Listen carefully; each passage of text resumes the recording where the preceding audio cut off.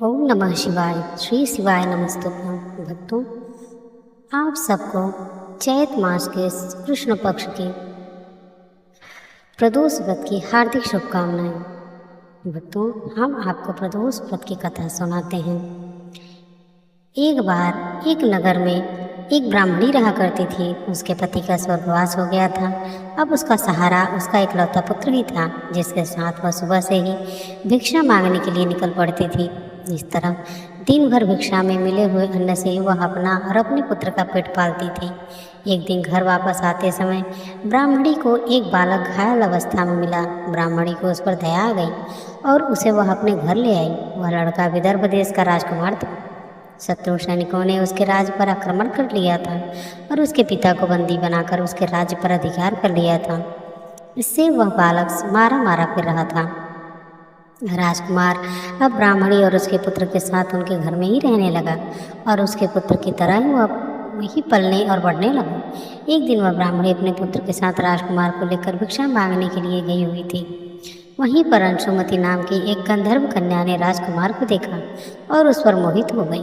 अगले दिन वह अपने माता पिता को राजकुमार से मिलवाने के लिए घर लेकर आई और कुछ ही दिनों बाद अंशुमति के माता पिता को भगवान शंकर ने स्वप्न में आदेश दिया कि राजकुमार और अंशुमति का विवाह कर दिया जाए।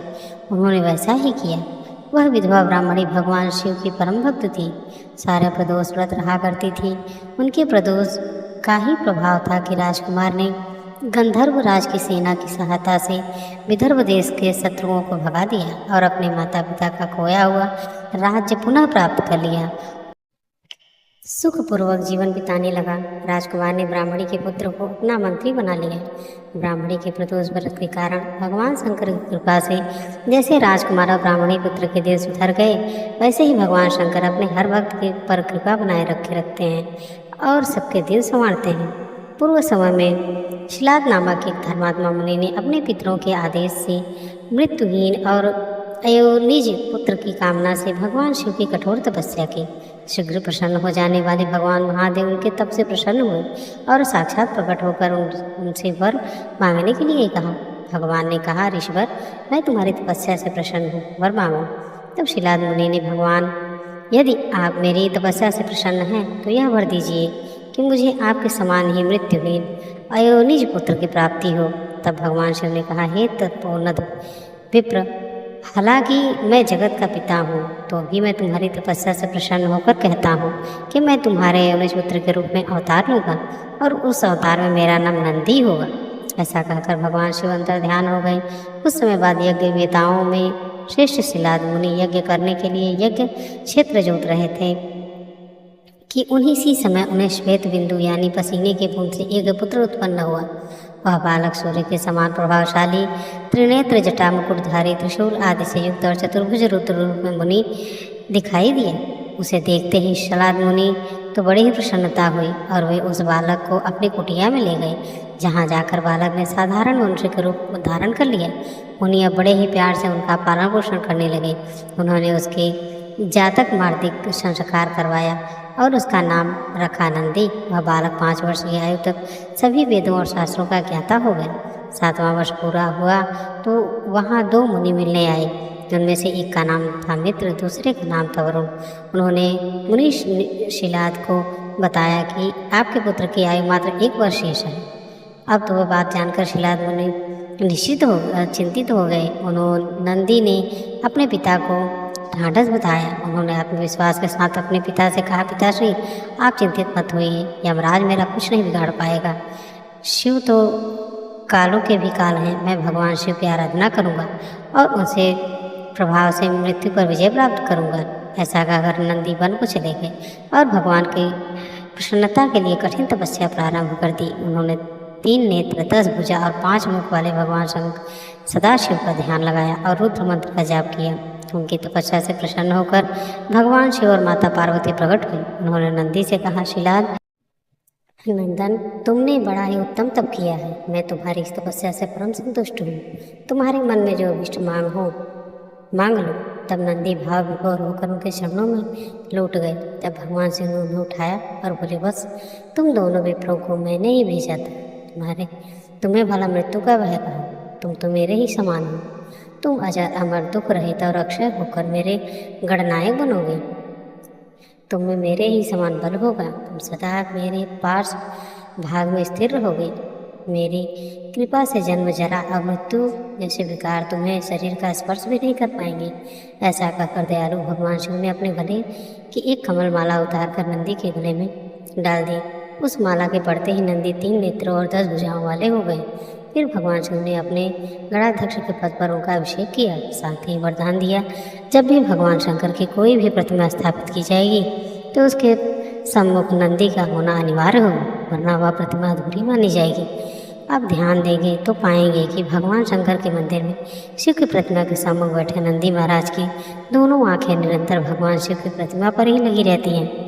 कहा जाता है कि नंदी के नैनों में भगवान शिव बसते हैं। वहीं नंदी के दोनों सींगों में विवेक और बुद्धि का आभार माना जाता है। इसलिए कहा जाता है कि बुद्धि का इस्तेमाल विवेक से करना आवश्यक है।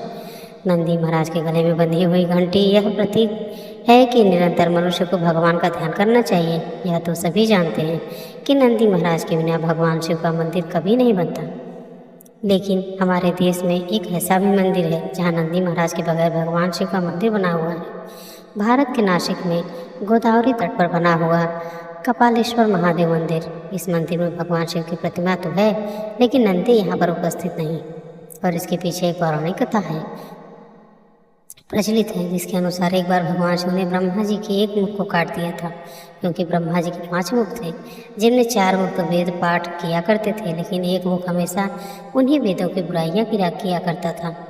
यही वजह है कि भगवान शिव ने ब्रह्मा जी के उस मुख को काट दिया था। हालांकि इस कृत्य के लिए शंकर जी को ब्रह्म हत्या का भी दोष लगा था, और इसी दोष को दूर करने के लिए भगवान शिव इधर उधर भटक रहे थे। एक बार भगवान शंकर सोमेश्वर पहुँचे, जहाँ उन्हें एक गाय के बछड़े ने बताया कि गोदावरी नदी के तट पर स्थित रामकुंड में स्नान करने से ब्रह्म हत्या के दोष से मुक्त हुआ जा सकता है। तब भगवान शिव ने बछड़े के कहे अनुसार रामकुंड में स्नान किया, और इस प्रकार उन पर लगा ब्रह्म हत्या का पाप दूर हो गया। भगवान शिव ने उस बछड़े को अपना गुरु मान लिया, और बछड़े के रूप में नंदी जी ही महाराज शिव के सामने प्रकट हुए थे। उस समय शिव जी ने उन्हें अपना गुरु मान लिया, और यही कारण है कि जब कपालेश्वर मंदिर का निर्माण हुआ तो भगवान शिव ने उस मंदिर में नंदी महाराज के सम्मुख बैठने से मना कर दिया, क्योंकि वह उनको अपना गुरु मान चुके थे। यही कारण है कि नासिक कपालेश्वर मंदिर में भगवान शिव की प्रतिमा तो है, लेकिन नंदी महाराज इसमें स्थापित नहीं है। ऐसा विश्वास है कि यदि कोई मनोकामना नंदी बैल के कानों में कह दी जाए तो वह मनोकामना बहुत शीघ्र पूर्ण हो जाती है। एक बार भगवान शिव देवी पार्वती के साथ हरिद्वार भ्रमण पर थे। पार्वती जी ने वहां देखा कि सहस्रों मनुष्य गंगा जी में स्नान कर हर हर गंगे करते चले जा रहे हैं, परंतु सभी दुखी और पाप परायण हैं। तब देवी पार्वती ने बड़े आश्चर्य से भोलेनाथ से पूछा, हे देव गंगा, में इतनी बार स्नान करने पर भी इनके पाप और दुखों का नाश क्यों नहीं हुआ? क्या अपवित्र गंगा जी में लोगों के पापों का नाश करने की शक्ति नहीं रही? तब भगवान शिव ने देवी पार्वती कहने लगे कि प्रिय, गंगा में तो आज भी वही शक्ति है, परंतु इन लोगों के पाप नाशनी गंगा में स्नान ही नहीं किया, तब भला इन्हें लाभ कैसे होगा? देवी पार्वती ने यह सुनकर बड़ा आश्चर्य किया। फिर पूछा, प्रभु, स्नान कैसे नहीं किया? मैं तो देख रही हूँ कि सभी तो गंगा में स्नान करके आ रहे हैं, और अभी तक तो इनके शरीर भी गीले हैं। तब भगवान शिव ने कहा, हे देवी, यह तो केवल जल में डुबकी लगा कर आ रहे हैं। मैं तुम्हें इसका रहस्य कल समझाऊंगा। अगले दिन बड़े जोर की बरसात होने लगी। सारी गलियां कीचड़ से भर गई। एक चौड़े रास्ते में गहरा गड्ढा था कि चारों ओर कीचड़ ही कीचड़ भरा हुआ था। भगवान शिव ने अपनी माया से एक अद्भुत रूप धारण कर लिया, और एक दिन विवश की तरह गड्ढे में जाकर ऐसे पड़ गए जैसे मानो कोई मनुष्य चलता हुआ गड्ढे में गिर पड़ा हो, और निकलने का प्रयास करने पर भी निकल नहीं पा रहा हो। और भगवान शिव ने देवी पार्वती को गड्ढे से थोड़ी दूर समझाकर बिठा दिया कि देखो, आप लोगों को सुनो कर पुकारती रहना, मेरे वृद्ध पति अचानक गड्ढे में गिर पड़े हैं। कोई पुण्य आत्मा इन्हें निकाल कर इनके प्राण बचाए और मुझे अवला की सहायता कर। भगवान शिव ने कहा कि देवी, जब कोई भी मुझे इस गड्ढे से निकालने के तैयार हो, तब तुम उनसे बस इतना कह देना कि मेरे पति सर्वथा निष्पाप हैं। इन्होंने अपने जीवन में कभी कोई पाप नहीं किया, इसलिए इन्हें वहीं छुए जो स्वयं निष्पाप हो। अगर आपने अपने जीवन में एक बार भी कोई भी छोटे से छोटा पाप तक किया हो, तभी मेरे पति को हाथ लगाना, नहीं तो हाथ लगाते ही आप भस्म हो जाएंगे। तथास्तु कहकर देवी पार्वती जी गड्ढे के किनारे बैठ गई और फिर आने जाने वाले लोगों से भगवान शिव की सिखाई हुई बात कहने लगी। उधर गंगा जी में नहाकर लोग एक समूह आ रहे थे। एक सुंदर युवती यूं दलदल में फंसे पास बैठी देखकर कई लोगों ने मन में पाप आ गया। कुछ लोग लज्जा के डर से डरे तो कुछ लोगों ने धर्म का भय हुआ, कुछ लोगों को कानून का डर लगा। कुछ लोगों ने माता पार्वती को यह सुना दिया कि मरने दे उस बुढ़े को। अरे क्यों इसके लिए रो रही है? आगे और कुछ दयालु सचेत महापुरुष भी थे। उन्होंने करुणा करके युवती के पति को निकालना चाहा, लेकिन जैसे ही उन्होंने उस वृद्ध को वहां से हटाना चाहा, तभी पार्वती जी वचन सुनकर वे भी रुक गए कि जो निष्पाप हो केवल वही उन्हें छुए, नहीं तो वे भस्म हो जाएंगे। उन्होंने सोचा, हम तो गंगा में नहा कर आए हैं, तो क्या हुआ, पापी तो हैं ही, कहीं हाथ न जल जाए। और इस कारण उन वृद्ध को निकालने के कारण कहीं इस स्त्री के कहनुसार हम खुद भस्म न हो जाएं। इस तरह सोचकर किसी की हिम्मत नहीं हुई कि वे उस वृद्ध को दलदल से बाहर निकाल पाए।